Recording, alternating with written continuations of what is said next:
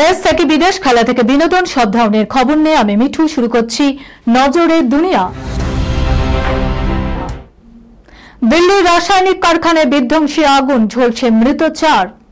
ভয়াবহ অগ্নিকাণ্ড, রাজধানীতে দিল্লির রিঠালাই একটি রাসায়নিক কারখানায় আগুন। ঘটনায় ঝলসে মৃত্যু হয়েছে 4 জনের। স্থানীয় সূত্রে খবর, এখনো সেখানে আগুন নেভানোর কাজ করছেন দমকল আধিকারিকরা। দমকল সূত্রে খবর, মঙ্গলবার সন্ধ্যের সময় আচমকা কারখানাটিতে আগুন লেগে যায়। মুহূর্তে কালো ধোঁয়ায় ঢাকে গোটা এলাকা। দাউ দাউ করে জ্বলছে রাসায়নিক কারখানাটি। প্রচুর পরিমাণে দ্রাজ্য পদার্থ জমা থাকায় আগুন দ্রুত ছড়িয়ে পড়ে। খবর পেয়ে তড়িঘড়ি ঘটনাস্থলে পৌঁছায় দমকলের 16টি ইঞ্জিন। যুদ্ধকালীন তৎপরতায় শুরু হয় আগুন নেভানোর কাজ। ঘটনাটিকে কেন্দ্র করে আতঙ্কের পরিবেশ তৈরি হয় গোটা এলাকায়।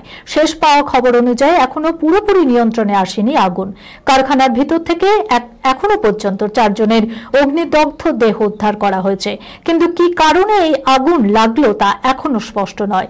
দমকল আধিকারিক রাজেশ কুমার বলেছেন, গোটা কারখানাটিতে আগুন লেগে গিয়েছে, এখনো পর্যন্ত তা নিয়ন্ত্রণে আসেনি।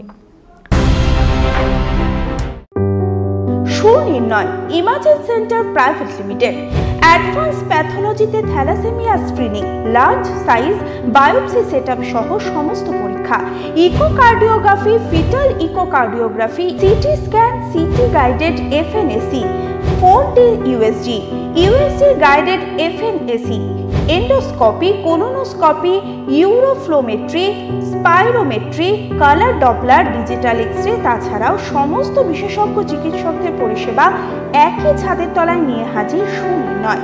ঠিকানা 126/1 পিলখানা রোড, রানীবাগান, বহরমপুর, মুর্শিদাবাদ।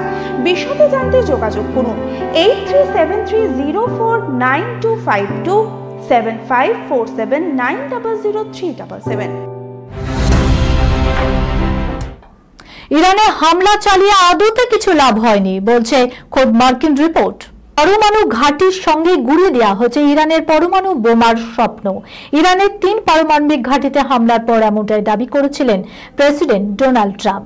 তবে খোদ মার্কিন গোয়েন্দা রিপোর্ট বলছে, ইরানের মাটিতে হামলা চালিয়ে কিছুই লাভ হয়নি আমেরিকার। স্বাভাবিকভাবেই এই ঘটনায় বিতর্ক চরম আকার নিয়েছে। মুখ খুলেছে খোদ হোয়াইট হাউস।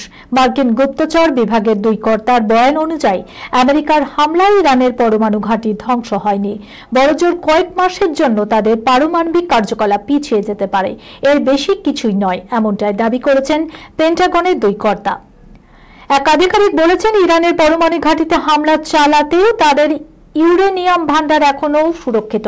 পরমাণু কার্যকলাপে ব্যবহৃত সেন্ট্রিফিউজও সুরক্ষিত।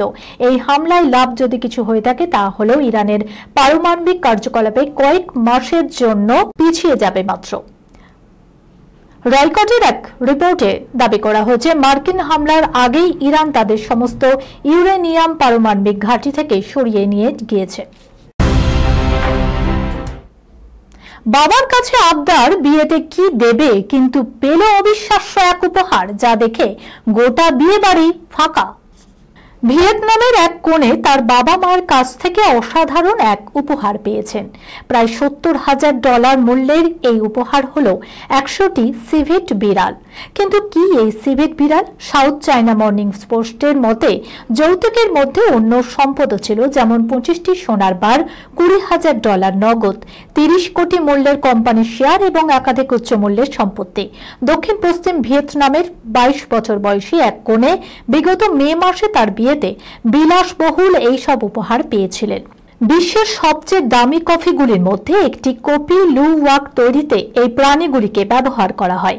বরের পরিবার আবার 10 টন সোনা, 200 কোটি নগদ এবং হীরের গয়না কনেকে দিয়েছে। কনের বাবা মেয়েকে এমন সম্পদ উপহার দিতে চেয়েছিলেন যা আয়ের উৎস হতে পারে, তাই তাকে সিভেট বিড়াল লালন পালন বা বিক্রি করার স্বাধীনতা দেয়া হয়েছে। হংচি ট্যাম বলেন, আমার মেয়ে একজন বিজনেস স্কুল স্নাতক। সে এই সম্পদগুলি পরিচালনা করতে সম্পূর্ণভাবেই সক্ষম। পদ্ধতি যাই হোক না কেন, এটি তার আর্থিক স্বাধীনতা নিশ্চিত করে। ভিয়েতনামে সিভেট বিড়ালদের অত্যন্ত মূল্য দেয়া হয়। একটি স্ত্রী সিভেট যে সন্তানের জন্ম দিয়েছে তার মূল্য প্রায় $700 হতে পারে, যেখানে একজন গর্ভবতী বিড়ালের দাম $10,580 পর্যন্ত হতে পারে।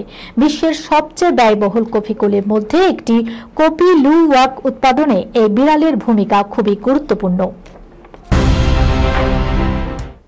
বিয়ে না করে মা হতে চান এই নায়িকা, সুপারস্টারের সঙ্গে রোম্যান্সে ফ্লপ, বিগ বসে হিট। বিয়ে না করে মা হতে চান এই নায়িকা। এই অভিনেত্রী একটি মেগা বাজেট প্যান ইন্ডিয়া ছবিতে একটি আইটেম নম্বর করেছিলেন। শুধু তাই নয়, তিনি অনেক ওয়েব সিরিজেও কাজ করেছেন। কিন্তু বিগ বস 18-এ তার উপস্থিতির পরে তিনি জনপ্রিয়তা পান। অভিনেত্রীর বয়স মাত্র 27 বছর। অভিনেত্রীর নাম ইডেন রোজ।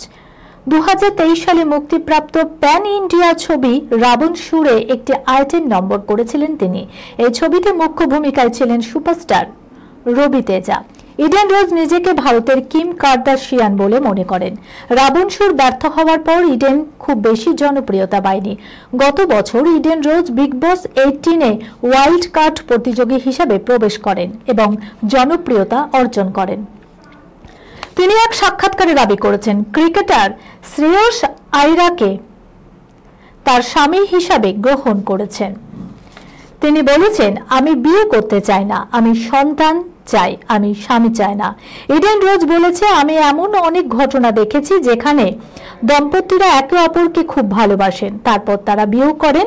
মহিলাটি মা হয়ে সন্তানের সঙ্গে ব্যস্ত হয়ে পড়ে এবং স্বামী তার সঙ্গে প্রতারণা করে। এমন বিয়ের কি গুরুত্ব? তাই তিনি বিয়ে না করেই মা হতে চাইছেন। এই খবরের সঙ্গে শেষ করলাম আজকের নজরে দুনিয়া। আপনারা দেখছেন টিভি 24 বাংলা, সংবাদ বিনোদন সারাদিন সারাক্ষণ।